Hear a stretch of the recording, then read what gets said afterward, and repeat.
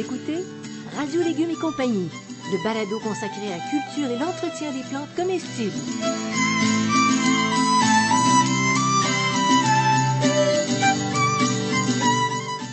Laitue, basilic, plantation, poivron, bleuets, pollinisation, haricots, arrosage, fraises, insectes ravageurs et maladies, concombres. fertilisation. Radio Légumes et compagnie, le balado qui vous dit tout pour cultiver et entretenir simplement les plantes comestibles de façon naturelle.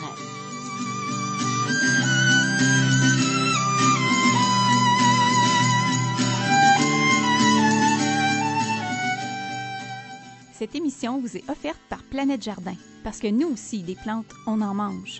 Planète Jardin, c'est un magazine publié 4 fois par année, rempli de conseils pratiques sur tout ce qui gravite autour des plantes. Abonne-toi au planètejardin.ca. Planète Jardin, la revue des mordus du jardinage.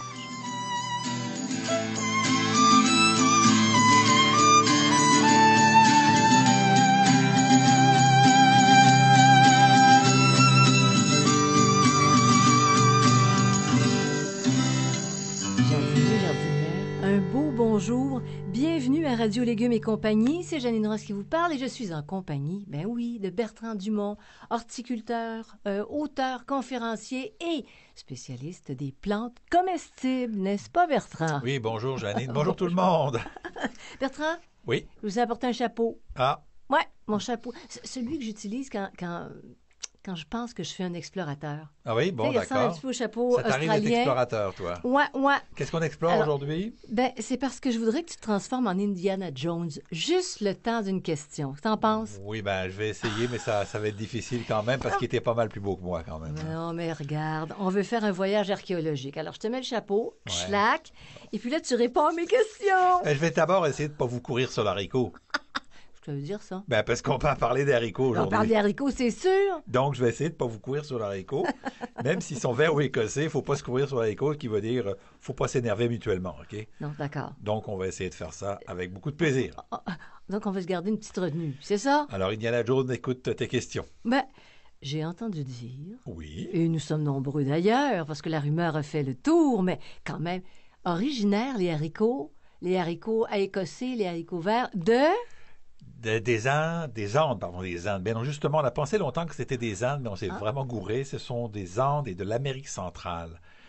C'est vraiment des légumes qu'on a utilisés depuis à peu près 12 000 ans. Ce seraient les plus vieux légumes jamais utilisés. On est sûr que depuis 9 000 ans, ils ont été utilisés. D'Amérique du Sud, ils sont remontés jusqu'en Amérique du Nord. Jacques Cartier en va en trouver en 1535 à l'embouchure du Saint-Laurent, un endroit qu'on connaît un petit peu, puisque nous y sommes encore. C'était vraiment... au départ, c'était surtout des haricots secs. Hein. Donc, on utilisait uniquement les haricots secs qui vont rentrer en Europe au 16e siècle, tout simplement parce que Christophe Colomb va en récupérer. Et on va commencer à avoir des haricots verts seulement à partir du 19e siècle, grâce à un maraîcher italien qui va décider de manger ça immature, ce qu'on appelle avant que ce soit mature, et donc il va créer les haricots verts au lieu de les laisser sécher, d'être des haricots à écosser. Et aujourd'hui, on se gave de haricots verts, Oui. qui sont très rafraîchissants. C'est tellement bon. Oui. C'est tellement bon. Alors, ils ont dit... Les haricots ont différentes formes parce qu'avec l'évolution et tout ça, ils ont progressé, Bon, c'est ça. Ben, c'est ça. On les a mangés immatures. Fait que Indiana Jones est parti sur la trace des haricots. Donc, on avait au départ les haricots à écossais, qui sont des légumes grands, ce qu'on appelle, et qui sont récoltés à pleine maturité. Alors, il y en a des blancs et roses, des verts, des rouges, il y en a toutes sortes de couleurs. Il y a énormément de sortes de haricots dans le monde, il y a toutes sortes de choses. Il y a des formes de reins, il y a des formes de longs, il y a des formes de ronds. Donc c'est écossais. Puis dans les verts... Mais ça, c'était formidable, parce que ça permettait de les conserver. Puis encore aujourd'hui, exact. de les conserver quand on les rend à maturité. Exact. Et puisque je m'appelle Indiana Jones aujourd'hui, j'ai même lu une chose intéressante, c'est qu'on dit qu'on aurait mieux encore... développer les explorations grâce aux haricots parce qu'on pouvait le sécher, le conserver. Et une des particularités, c'est qu'il garde sa valeur nutritive. Tout le temps. Tout le temps. C'est ça. Donc, mais les légumes qu'on mange immatures et dont on se gave, eux, c'est autre chose. C'est autre chose. On mange tout. On mange la les graines. Gousse, finalement, on mange la gousse, on mange les graines. Et puis là, ils sont verts ou violets, ou quand ils sont jaunes, on les appelle les haricots beurre en France, OK? Parce qu'ils ressemblent à du beurre. C'est tellement élégant. Et donc, ils peuvent être tout petits, très gros, enfin, il y a toutes sortes de situations avec fil, sans fil, français, pas français, toutes sortes de trucs. Mais tu sais qu'on a peu de diversité. Ça vaut vraiment la peine de les cultiver chez soi. Oui. Parce que quand on va dans les supermarchés, on voit pas ça aussi vaste. Les haricots Bourgogne, c'est exceptionnel. Les haricots frais, là. Exact. Oui. Alors, pour le goût, Bertrand, on va te demander tes préférences d'archéologue. Les préférences d'archéologue, c'est en verre. Moi, je les préfère toujours en verre. Ils sont légèrement sucrés. Et contre tous? En verre et contre tous, peut-être aussi. Là, ça, c'est à voir. Là, c'est mon côté Frenchy, ça. Donc, légèrement sucrés avec un peu d'amertume quand ils sont verts. Les jaunes sont généralement plus sucrés. Donc, il y a un petit peu plus de sucre. Et les violets aussi sont un petit peu avec de l'amertume. Ceux qui sont écossais sont légèrement sucrés. On dit même qu'ils sont un petit peu terreux. Certaines variétés ont des goûts de châtaigne, mais en réalité, ils prennent le goût des épices avec lesquelles on va les faire. Donc, ils n'ont pas énormément de goût, les haricots écossais. Et ce que tu ne sais pas, non, mais je vais c'est que ce soir, on mange des fèves au lard. Ah, Alors, tu vois, ça prend un goût de la mélasse, de la cassonade, du lard. Mais qui ne sont pas faits avec des fèves. C'est des haricots. C'est haricots. Ben oui. Ben oui, parce que des fèves, c'est plat. Mais on appelle ça gros. des fèves au lard, c'est vrai, oui, hein? C'est ça.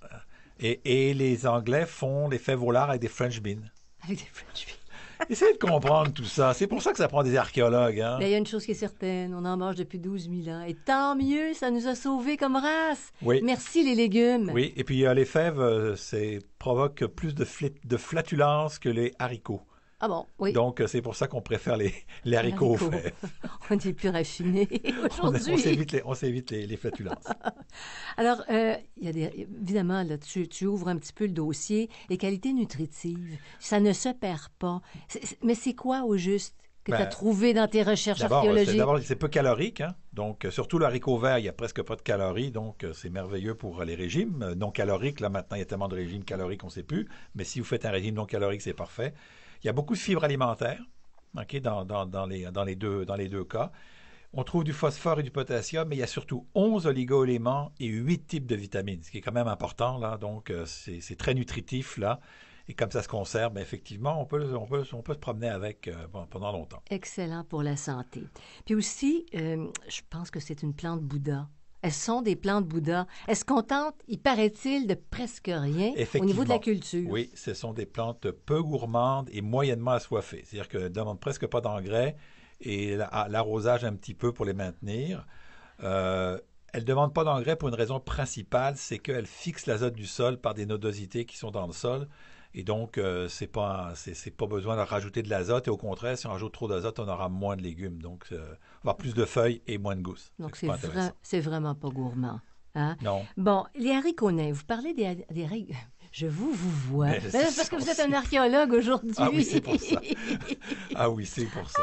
Alors, haricots nains, c'est facile à cultiver, oui, ça, vraiment. Vraiment facile à cultiver. Donc, ils affectionnent le soleil, il faut savoir ça.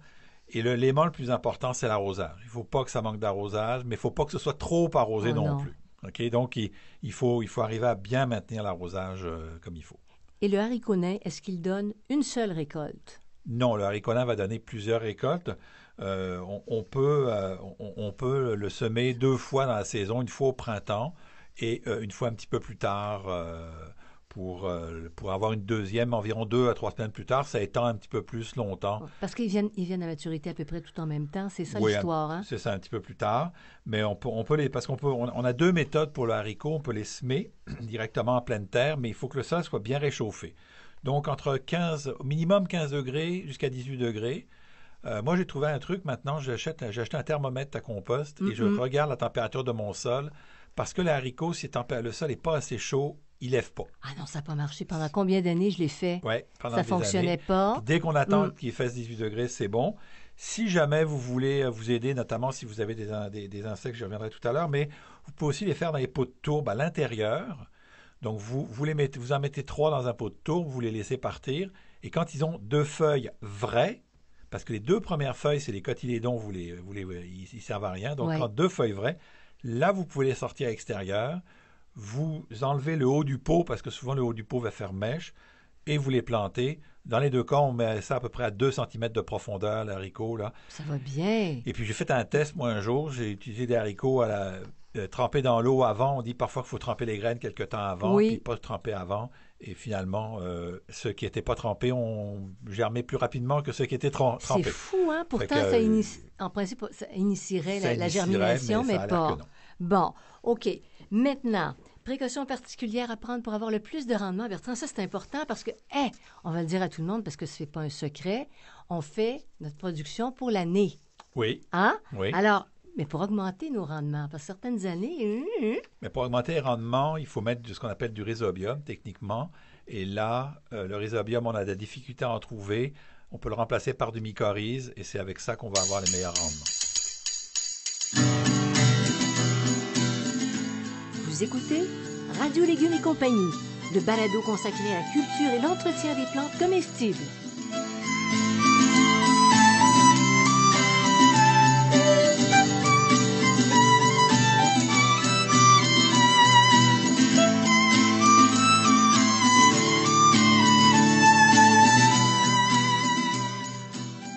Des plantes, tu en manges? Ça tombe bien, nous aussi. Chaque numéro de Planète Jardin est composé d'une généreuse portion de fruits et de légumes. Abonne-toi au planètejardin.ca. Planète Jardin, la revue des mordus du jardinage.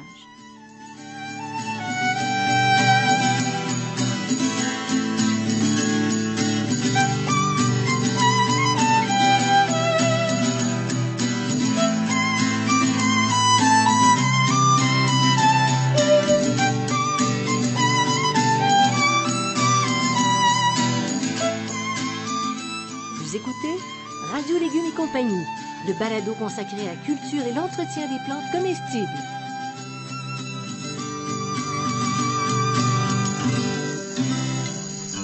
Monsieur Bertrand. Oui. Est-ce qu'on Indiana peut... Jones ou Bertrand, il faut savoir, là. Je commence à avoir des problèmes d'ubiquité, là. Est-ce qu'on peut cultiver les haricots, mais n'importe quel haricot en pot? Oui, les haricots, ça va très, très bien en pot. C'est vraiment pas un problème. Il faut à peu près 10 litres de mélange pour 3 plants, pardon. Donc, 10 litres de mélange pour 3 plants, parce qu'habituellement, les haricots sont cultivés ce qu'on appelle en poquets, qui est une expression française, en petits paquets, qu'on a appelé des poquets, et on en met 3-4 ensemble, là, et on fait ça. Par exemple, ce qu'il faut... 10 litres, ça correspond à un pot de 30 cm de diamètre par 15 cm de profond environ. Ça, c'est une bonne comparaison, parce que 10 litres, ça ne dit pas grand-chose. Oui, mais c'est vraiment... parce que le pot peut avoir 15 cm de hauteur et 30 cm de profond, puis on va avoir la même quantité, là. OK, donc, c'est pour ça qu'il faut...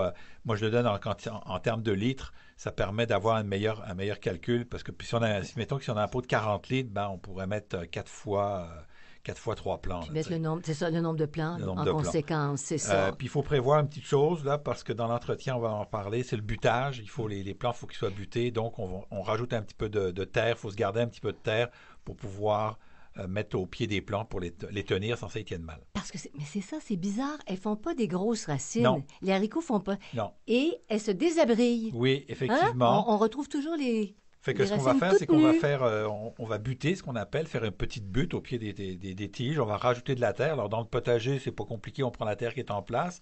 Dans le pot, on rajoute un peu de terre. En plus de ça, ça va favoriser l'émission de nouvelles racines, puis ça va stabiliser le plant. Donc ça, c'est une chose importante pour l'entretien. Pour l'entretien aussi, c'est l'arrosage périodique qui évite les excès d'eau. On évite de trop arroser ou de pas assez. Mais surtout, on évite de mouiller le feuillage. Ouais. Parce que là, les maladies partent là-dedans. Là, oui. Et donc, il faut vraiment faire attention. Il faut vraiment venir arroser dans le fond de la plante, oui. dans le proche du sol. Je veux dire. Puis quand on arrose trop, ça leur fait des petites pantoufles en fourrure. Oui, hein? oui, ça fait un peu c'est pas très bon. Un peu de pourriture et effectivement, c'est pas très bon. Non. Mais Bertrand, j'ai appris dans mes grandes lectures qu'il n'y avait pas que les humains qui aimaient les haricots. Oui, non, il n'y a pas que les humains. Là là! Il y a aussi les pucerons. Ouais. Okay, les pucerons aiment beaucoup les haricots. Donc, si on en a beaucoup et puis on s'est laissé un peu déborder, on enlève les parties atteintes contre les pucerons. Il faut éviter les apports d'azote trop importants, mais c'est pour toutes les maladies, tous les insectes, c'est pareil là. Puis on peut traiter avec un savon insecticide au Nîmes, au BTK, au Bacillus thuringiensis ou à l'acide. À l'acide. À l'insecticide S'il à base vous d'ail. plaît. Non, on ne va pas le faire à l'acide, là, parce que, à moins que ce soit moi que je sois sur l'acide puis je ne me rende pas compte, là. On a aussi les fameux scarabées japonais. Non, mais ça, c'est parce que c'est comme des bombardiers. Oui. Ça arrive par ordre. Oui, c'est ça. C'est hallucinant. Oui, mais rappelez-vous que je suis Indiana Jones, je combat le mal, là. Qu'est-ce que vous avez sorti? Eh bien, alors, vu que je suis Indiana Jones, je sors mes pièges à phéromones, OK, donc Oui. qui vont attirer et qui vont les piéger. L'ennemi. L'ennemi. Comme je suis j'ai peur de rien, je ramasse les larves de ver blanc quand j'en trouve et je les Wesh. détruis. Wesh. Et puis les insectes aussi, je les attire, je les ramasse à la main, je les ramasse à la main. Je connais quelqu'un qui n'aime pas trop les ramasser à la main, Pas donc il prend un petit vraiment. bâton, mais moi je les ramasse à la main et après ça je les détruis là. Puis il y a les nématodes. Oui, on Ça, peut vous aussi travaillez utiliser avec ça? oui, on peut aussi utiliser les méthodes, notamment dans le gazon, parce qu'ils s'en vont souvent dans le gazon, donc on va utiliser des méthodes qui vont venir les pirater puis les détruire là, à ce moment-là. OK, donc, puis une petite chose aussi, une petite chose facile à faire, c'est de ne pas le mettre sa lumière quand c'est la période où est-ce qu'ils volent les hannetons. Là, Ne pas les mettre de lumière. De lumière extérieure, Mhm. parce qu'ils sont attirés vers la lumière, donc ils sont attirés dans votre jardin. Donc, si vous éteignez vos lumières puis vos voisins ont les lumières allumées, bon, ils vont tout aller chez vos voisins puis ils ne vont pas venir chez vous. Ceux qui n'ont pas de potager allument leur lumière et ça protège le potager des autres. C'est ça. Bien, Voilà. excellent. Ça s'appelle un partage de territoire. Absolument. Bon, alors on évite les lumières. Et il y a les verts gris. Les verts gris, les verts gris ils sont surtout au début de la saison. Et si on plante, et si on plante à l'extérieur, directement dans le sol, sans passer par la case plantation à l'intérieur, à ce moment-là, on prend une boîte de conserve et qu'on coupe des deux côtés et on va l'enfoncer d'environ 3 cm dans le sol et il faut qu'elle ressorte de 5 cm à l'extérieur. Donc, il faut au moins une boîte de conserve d'environ 10-15 cm de haut. Là. Alors tu démarres ton plan dans la boîte de conserve C'est-à-dire- ouverte des deux Non, côtés. À c'est-à-dire l'intérieur, qu'on non? sème, Oui. on sème et après ça, on vient enfoncer la boîte de conserve autour du jeune plant pour que le ver gris n'ait pas accès, parce que le ver gris vient manger la base de la tige. Vous vous levez un matin, puis il n'y a plus de... Le ver gris, votre plante est toujours là, mais elle a juste mangé la base de la tige, mais il est fini le plant. Il va OK, mourir. il va c'est mourir, ça. parce qu'il est coupé. Donc en semi-direct, Oui. on fait comme ça. Non, parce puis que quand- si on démarre nos plans à l'intérieur. Quand ils vont avoir 3-4 feuilles, ils ne viennent plus les manger. OK. Ils les trouvent déjà plus assez tendres, alors D'accord. on est tranquille, ils ne viennent pas les manger. OK. C'est pour ça que je préfère les faire directement dans les pots à l'intérieur. Puis les pots à l'intérieur, en 10 jours, ils sont prêts. Là. Donc, on n'a pas besoin d'avoir la grosse lumière compliquée, tout ça. Là. Mm. On peut le faire en une dizaine de jours, se là, fait ils sont bien. prêts. Oui, ça se fait Bon, très bien. mais c'est pour donc tes boîtes de conserve, c'est pour les semis directs. Direct, ceux qui sont à Dehors. l'extérieur, dehors, Bon. quand le terrain. Et puis il y a des bibites à Ah, 8 pattes. Qui Les acariens, les acariens qu'on voit partout, là, qui sont partout. Là. Donc, on évite les apports d'azote toujours. Puis on peut traiter avec un savon insecticide ou encore un fongicide à base de prêle qui est un acaricide. OK? On va avoir beaucoup d'acariens. Les anneaux, il fait extrêmement chaud. On se souvient l'année dernière qu'il a fait très chaud. Il y avait beaucoup d'acariens. Une autre solution pour les acariens, mais un peu problématique pour l'haricot, c'est qu'en mouillant le feuillage, parce que les acariens, au-dessus de 85% d'humidité relative, ils arrêtent de se reproduire. Mhm. Mais le problème avec les haricots, c'est que si on arrose le feuillage, on a des maladies qui apparaissent. C'est ça. Et ça, c'est pas drôle. Fait que, Mais on peut des aussi algues, traiter avec du soufre. qu'est-ce que du soufre? OK. Oui, les Qu'est-ce que algues vous aussi. pensez des algues? Oui, les algues aussi, ça aide beaucoup. Ça se vend. Ça Oui. se vend en liquide. Puis Oui. tu mets ça dans ton eau. Oui, on a un de nos Puis commanditaires t'asperges. qui en vend d'ailleurs. Donc, Actisol, qui a maintenant les engrais de la mer Acadie. Effectivement, les algues ont cette capacité-là à protéger de manière fongique les végétaux. Bon, donc juste les haricots. pas juste ça. Donc tu Non, peux, pas tu juste peux les haricots. asperger Oui. avec un gros vaporisateur de plusieurs gallons. oui. Tu mets ça, c'est pas compliqué. Non, puis il faut mettre T'asperges ça le potager. sous les feuilles. Ah, Il faut mettre ça sous les feuilles parce que les insectes se cachent en général sous les feuilles. C'est rarement qu'on les voit dessus. sauf les scarabées japonais, eux, c'est Par-dessus, en dessus, c'est n'importe où. C'est ça. Mais Mais, non, mais Indiana Jones est là pour les protéger. Mais donc, attends, Bertrand, pour justement, pour t'as les pas ramasser, parlé. fait que- T'as pas parlé de ton truc extraordinaire. Mon truc extraordinaire. Ben oui, tes toiles. Quand Ouais. on n'en vient pas à bout. À bout, alors oui, effectivement, il y a une solution, c'est de mettre les fameuses toiles flottantes, ce qu'on appelle, ou les toiles anti-froid. Le problème qu'il y a avec les toiles flottantes, on peut les mettre, mais il ne faut pas les mettre à 100%. Parce que si vous les mettez à 100%, les insectes pollinisateurs ne peuvent pas venir polliniser on s'appelle Tes haricots. vos haricots. Ouais, tes Donc, fleurs. il faut laisser quelques trous et aller ramasser à la main. Et là, Indiana Jones s'amuse beaucoup à ramasser ça à la main. Mais quand tu mets tes toiles, tu les enveloppes puis tu attaches ça avec des épingles à linge. Oui, des Pour épingles pas que à ça linge, s'envole. pour pas que ça s'envole. Mais ça fonctionne très bien. Oui, ça fonctionne très bien, surtout sur l'haricot grand-port, là, ou encore avec des petits cailloux, des choses comme ça pour les tenir. Là, mais, Ouais. ou si vous voulez aussi, vous pouvez prendre des morceaux de bois puis vous le mettez sur la toile. Mais il faut que la toile, il y ait quelques petits trous dans la toile, il faut peut-être qu'il y ait quelques ouvertures pour le faire. Puis de temps en temps, il faudra enlever les toiles pour que les insectes pollinisateurs viennent polliniser. Là, c'est un peu compliqué à cause de ça. Fait que ça, tu es allé pêcher ça de cristaux quand tu as fait un de tes grands voyages Oui, archéologiques c'est ça. Oui, qui c'est enveloppent tous les ponts, les C'est édifices. ça. Moi, On fait j'enveloppe mes haricots. avec nos plantes. Ben, c'est c'est ça. ça. Moi, j'enveloppe mes haricots. Et les chrysomèles. Les chrysomèles aussi, chrysomèles du haricot, la mouche du semis du haricot, les coccinelles mexicaines du haricot, mais ça, c'est un peu moins présent. Mais moi, donc j'aime bien quand ils arrivent avec la guitare. Oui? Ben oui, les Mexicaines, là, les coccinelles Les coccinelles mexicaines. mexicaines, OK, les coccinelles mexicaines avec les guitares. Je ne les ai pas encore vues, mais Bon, on va essayer de les voir. mais on a l'air de faire peur aux gens quand on parle comme ça de tous les insectes. Mais c'est pas si grave que ça. C'est jamais Non. si grave. On a toujours eu des belles récoltes. C'est ça, il y a toujours Oui, des oui, belles oui. récoltes. On a quelques maladies, le mildiou, le blanc et puis la pourriture grise. Ben, on évite des excès d'azote dans tous les cas. Décidément, l'azote et ces plantes, on fait attention. Et puis, on évite de mouiller le feuillage des haricots. Ça, c'est bien important, là. On pourrait mettre de la moutarde. Et on laisse... Non, pas de moutarde, Janine. Et on laisse une bonne circulation de l'air autour des plantes, là. On peut utiliser du soufre, de la prêle ou du bicarbonate de soude aussi pour traiter. Donc, pour les maladies, c'est à peu près toute la même chose qu'on va faire. Fait qu'on n'a pas besoin d'appeler l'infirmier. Non. C'est correct? Non. Parfait. Puis quand vos plantes commencent à vous dire « je suis malade, complètement malade », t'agis. Oui, c'est ça. Mais elle ne crie pas très fort, contrairement à Serge. Là-bas. Bon. Est-ce qu'on peut cultiver des haricots nains en association avec d'autres, puis ça les aide? Les bonnes associations, c'est les carottes, les pois, les petits pois, les pois mange-tout, OK? Notamment les pois qui ne veulent surtout pas d'azote, donc c'est la bonne affaire. Et puis aussi, on peut semer au début de la saison, on peut semer des épinards ou encore des radis qu'on va récolter bien avant que les haricots apparaissent. Là. Donc, en début de saison, tu fais tes radis. Vous écoutez Radio Légumes et compagnie, le balado consacré à la culture et l'entretien des plantes comestibles.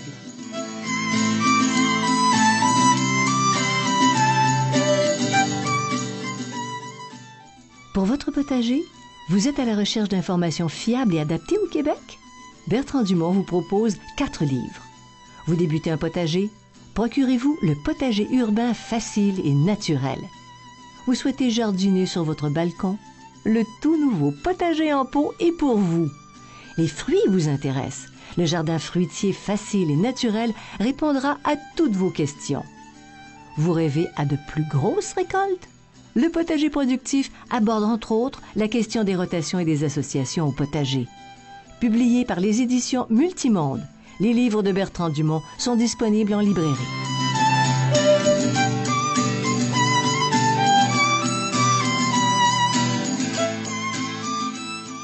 Vous écoutez Radio Légumes et compagnie, le balado consacré à la culture et l'entretien des plantes comestibles.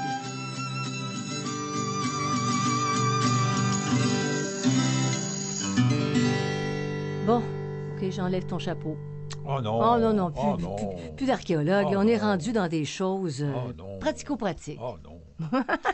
Tu J'aimais l'aimais ça, ton moi. chapeau? Moi j'aimais ça. Les Indiana Jones, franchement. Là. Surtout que, bon, enfin bref, oui, vas-y. Alors, combien de temps, Bertrand? Bertrand, là, je parle à Bertrand et non à l'archéologue. Ah oui. Il faut attendre pour obtenir nos haricots. Alors, les vers, c'est assez rapide, c'est entre 48 et 55 jours. Fait un mois et demi? Un mois et demi, c'est ça environ. Pour les haricots à écosser, les haricots qu'on va sécher, ben, c'est une maturité au bout de 80 à 120 jours. Là. C'est beaucoup plus long. C'est 4 mois. C'est 4 mois parce qu'on laisse les graines, on laisse monter à graines, puis on les graines se former, puis quasiment sécher sur le plan. Mais il nous en donne pour notre patience, par exemple, parce qu'on peut les conserver à longueur d'année après. Oui. Ça vaut la peine de les attendre. Absolument. On fait des réserves là aussi. Oui. À quel moment récolter les haricots? Quel moment qui est le plus propice, en fait? Le plus propice pour récolter les haricots, c'est au milieu de la journée. Il y a une raison pour ça, c'est qu'il faut attendre que le feuillage soit bien sec. Si vous récoltez avec un feuillage humide, vous allez transporter la maladie d'une feuille à l'autre avec vos mains. Donc, un peu d'humidité sur les mains, ça va transporter de l'une à l'autre, là. On évite toujours, après une pluie, après un arrosage, on ne le fait pas tout de suite, on attend que le feuillage soit bien sec. Pour l'haricot écossais, c'est pas compliqué, on le fait en fin de saison, puis on les ramasse presque tous en même temps. C'est ça. Hein, ils arrivent à peu près tous en même temps. Puis de toute façon, à ce moment-là, que le feuillage soit humide ou pas, c'est pas grave, parce qu'il n'y en a presque plus, puis qu'il va disparaître. C'est en général une seule récolte. Puis les grains, de toute façon, sont à maturité, tout Oui, est correct, oui, sont oui. enfermés dans la Oui. cosse. Oui. Et puis la fréquence des récoltes de haricots, ça, quand ça... Mais on récolte régulièrement. Les haricots doivent être récoltés quasiment à tous les jours. Si Mais on aime oui. les haricots pas trop gros, là, Ah oui. il faut les récolter à tous les jours, au minimum aux 2 jours. Après 3 jours, là, si on laisse pousser, il y a Sont certaines durs. variétés, si on laisse pousser les haricots, ils deviennent vraiment trop durs, donc il faut faire très attention. Donc, pour les avoir bien tendres, on récolte à tous les jours, tous les 2 jours, puis les haricots écossais, une fois la saison terminée, là, quand ils sont secs, là. Mais on peut les utiliser, les faire aussi avant qu'ils soient complètement secs, avant que l'écorce soit complètement sèche, on peut les récolter pour les manger frais. Mais ça, on n'a pas cette habitude-là au Québec. Non, Tu les prends frais, tu les congèles Elles, sur une tôle. c'est ça. Final bâton, Oui, c'est réglé. c'est réglé. Donc, on n'a pas besoin de les sécher. Et donc, l'avantage qu'on a en faisant ça, c'est que quand on va les utiliser, on n'aura pas besoin de les réhumecter. Mhm. Si on les Sur prend, du temps. on les prend juste avant qu'ils soient trop secs, on les congèle, on a juste à les recuire, puis c'est bon, il n'y a pas besoin de les réhumecter, ce qui est quand même un avantage. Comme s'ils étaient frais, en fait. Absolument. C'est ça. On a parlé de conservation. Oui, conservation, quand on les cueille, puis on ne peut pas les manger tout de suite. Ou Les haricots on... 3 à 5 jours, notamment les haricots verts. Bon, les haricots à écossais frais, à peu près 4-5 jours, 5-6 jours aussi. Mais pour l'haricot sec, là, on peut les garder des semaines, voire des années, Oui, pendant oui. très longtemps. Pour l'haricot vert, on peut les congeler aussi. Directement. Directement. Mm. C'est là qu'ils conservent mieux leur goût. Si on les met en conserve, ils sont en général assez fades, là. Ils sont pas très bons, là. C'est vrai. Donc, effectivement, il n'y a même pas besoin de les blanchir. On peut juste les mettre sur une tôle, les faire congeler. Après ça, si on ne les fait pas blanchir, par exemple, il faut s'assurer qu'on les met avec C'est le système sous vide. système sous vide. Oui. Oui, ça, c'est très Vide important. d'air, système sous vide, c'est pour ça. qu'il Oui, n'y ait pas d'oxydation. Si on ne fait pas le système d'oxydation, là, il va falloir les blanchir. tout à fait. Ce qui fait qu'ils sont souvent un petit peu moins intéressants, ils sont un peu moins petit peu plus croquants, mou. ils sont un petit peu Oui, plus mous. oui. Mais l'idée, quand on a beaucoup de récoltes, parce qu'on peut avoir un petit muret en ville, sur un balcon, qui produit du haricot largement. Oui, On ne peut pas tout manger ça. Alors, c'est ça. La beauté de l'affaire, c'est que tu les prends, tu les mets sur tôle, tu les mets sous vide et tu manges quand tu as le goût. Tu sais, c'est pas parce que ça arrive, en gros, c'est ben, abondant. c'est absolument C'est là que tu absolument fais ça. ta conservation. Oui, c'est absolument là qu'on fait sa conservation. Ben Bertrand, ça se peut pas. C'est déjà terminé. Mais non! Ah! Savez-vous comment on mange des haricots? Dis-moi donc ça. Ben oui, on peut les manger. En général, les haricots verts, on peut les manger crus.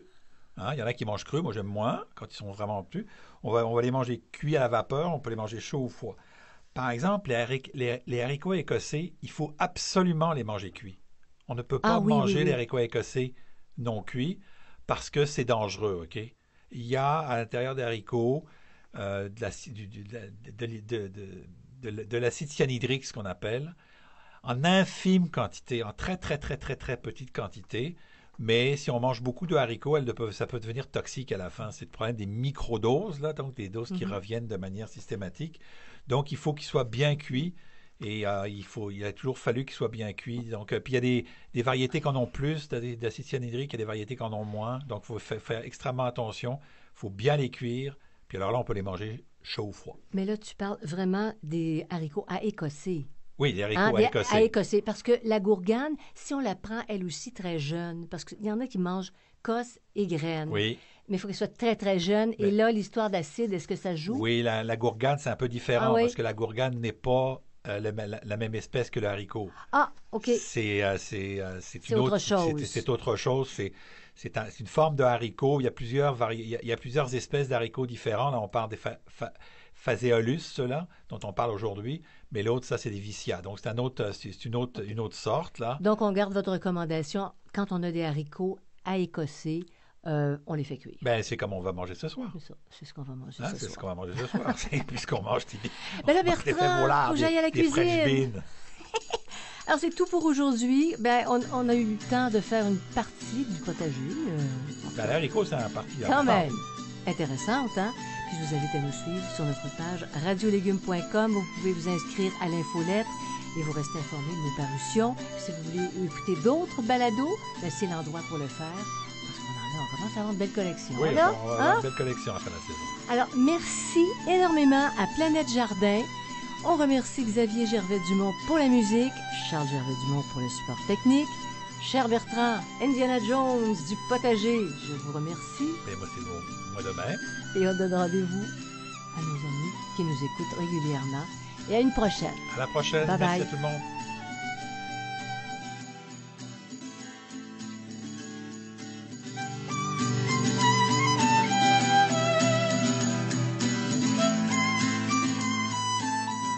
Vous écoutez Radio Légumes et compagnie, le balado consacré à la culture et l'entretien des plantes comestibles.